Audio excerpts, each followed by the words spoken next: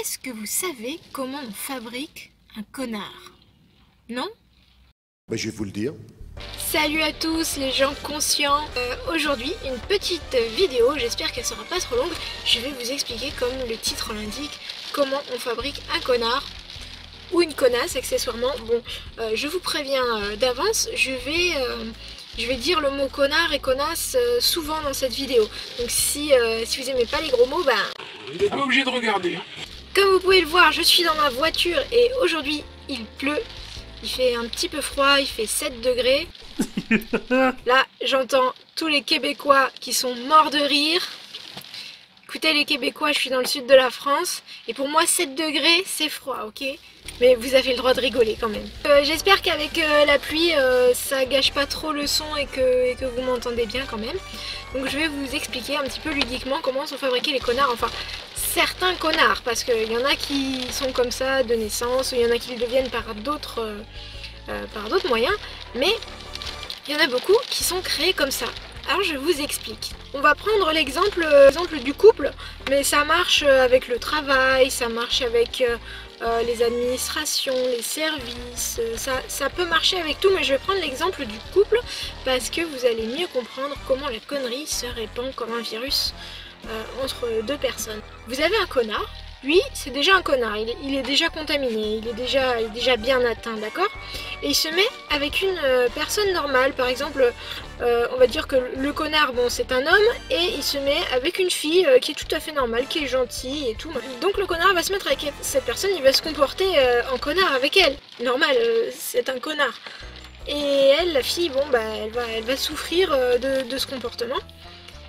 Et au bout d'un moment, ça marche pas, hein. Quand il y a un connard dans l'histoire, en général, ça marche pas. Le couple va se séparer. La fille va partir de son côté. Et, manque de peau, elle va tomber sur un autre connard.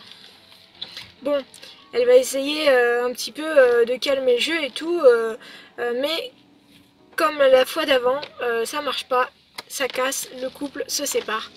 Et la fille, cette fois-ci, qu'est-ce qu'elle décide de faire?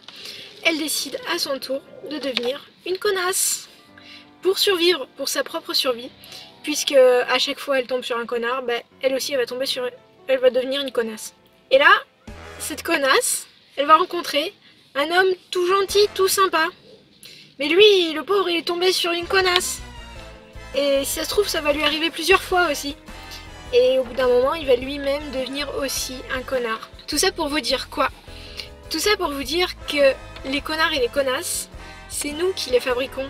C'est nous, avec notre comportement, comment vous réagissez avec les gens dans la rue, comment vous prenez une personne que vous voyez pour la première fois, comment vous lui parlez, comment vous vous comportez. C'est vous qui regardez là, qui avez le choix de devenir un connard ou une connasse ou pas. C'est vous et nous et moi et tout le monde qui créons les connards et les connasses de cette société. Juste une petite affaire de comportement et de bien vivre ensemble. Par ailleurs, je vous suggère de regarder la vidéo de la chaîne suisse RTS. Ça s'appelle Dans la tête d'un con. Ça m'a bien plu, ce documentaire était très sympa. D'ailleurs ils font plein de petits documentaires qui commencent comme ça, dans la tête de quelque chose. Et celui-là, Dans la tête d'un con, là il était pas mal.